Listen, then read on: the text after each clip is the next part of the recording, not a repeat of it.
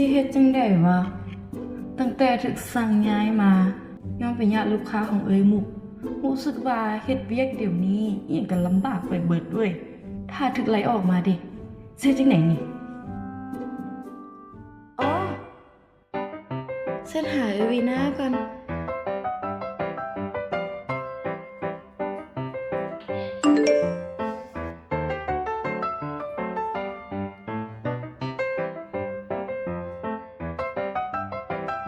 สวัสดีเอวินามีอย่างโบคือว่าน้องรู้สึกผิดไปแล้ว น้องต้องการปรับความเข้าใจกับเอ้ยมุกนะแต่น้องบ่กล้าเว้าเอง เอ้ยวินาช่วยน้องให้น้องได้พบกับเอ้ยมุกได้บ่ก็ได้แต่เอื้อยสิสวยเจ้าเทื่อนี้เทื่อเดียวเด้อถ้าเกิดเหตุการณ์แบบนี้อีกเอื้อยก็สวยเจ้าบ่ได้แล้วแต่เอื้อยบ่รับปากเด้อว่ามุกสิอยากลมนำเจ้าโบเรื่องนี้แล้วแต่เราเลยโดยขอบใจหลายๆเด้อเอ้ยวินาที่ช่วยเหลือน้องเป็นจังได๋หมุกเฮ็ดเวียกช่วงนี้ก็น่าปูดคักแท้เวียงมันก็ยุ่งๆเด้หั่นแหละยังสิเรื่องวัคซีนอีกเลิกกันไปแล้วยังมาวุ่นวายอยู่ผู้ใหม่ก็สิเอาผู้เก่าก็ยังบ่ลืม ไผก็ฮู้เบิดบริษัทนี้ว่าสินปล่อยเพิ่นบ่ได้ดอกคบกันมาตั้ง5 ปีผ่านทุกข์ผ่านสุขกันมากันหลายเมื่อวานนี้น้องดาวเราแชทหาเขาแล้วอยากขอโทษเพิ่นอยากชวนเพิ่นไปปิกนิกนำกันเพิ่นสิไปบ่ล่ะคิดเบิ่งก่อนแม่ข้านไปเบิ่งมันปันหน้าต่อแลนะบางทีน้องอาจสิรู้สึกผิดก็ได้ให้โอกาสน้องปรับปรุงตัวแล้วเพิ่นก็ตากไปผ่อนคลายส่วนมาสิไปนำกันได้สังการแล้วแต่เพิ่นจัดการเลยซะ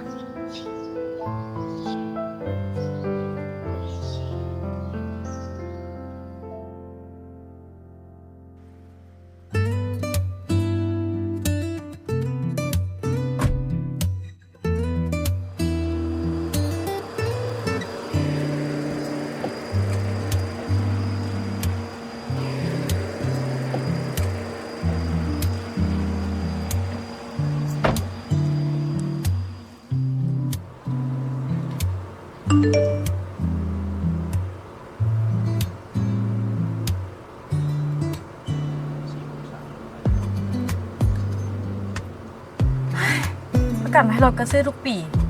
แต่ก็บ่เคยได้ใช้จักเทื่อเรียกกะสีถึกไล่ออกที่หาเงินอยู่ใส่ไปจ่ายแล้วบัดนี้เรื่องของเจ้ากับมุกนะเจ้าก็ลองล้มกับเราดีๆเรื่องนี้ยังพอมีทางออกได้ลองทำให้เราไป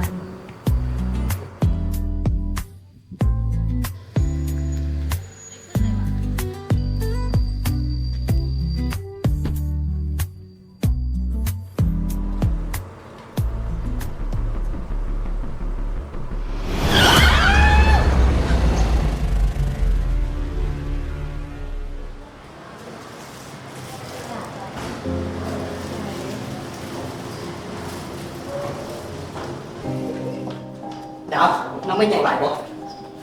เป็นหยัง อันนี้เอกสารเคลมเด้อไอ้จัดการเป็นระบบตรงนี้งอ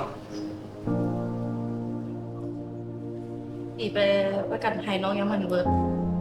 ค่าแปลงรถค่าปิ้นปัวค่ารักษาเอวินาหรือเอมุทางบริษัทก็จะกระจายให้บริษัทไหนอีดาวเอ้ยถ้าสิเจ็บตัวถ้าสิเป็นหนี้อีกเอาไว้มุ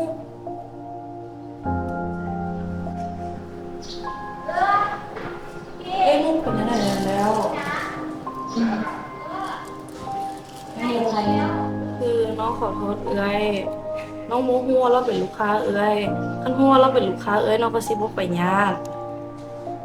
น้องก็มีภาระอยู่ทางบ้านแน่น้องก็เลยจำเป็นต้องได้เฮ็ดเวียกหลายนี่เป็นหยังที่จริงเอ้ยก็ใจฮ้อนนำเจ้าได้แหละถ้าเอ้ยฟังเจ้าด้วยนึงห้ามเจ้าเดว่าเป็นหยังสิเฮ็ดแบบนั้นเรื่องของพวกเฮาก็สิบ่ลามปามมาฮอดมื้อนี้ๆโดยเข้าใจเลยมุกที่เข้าใจ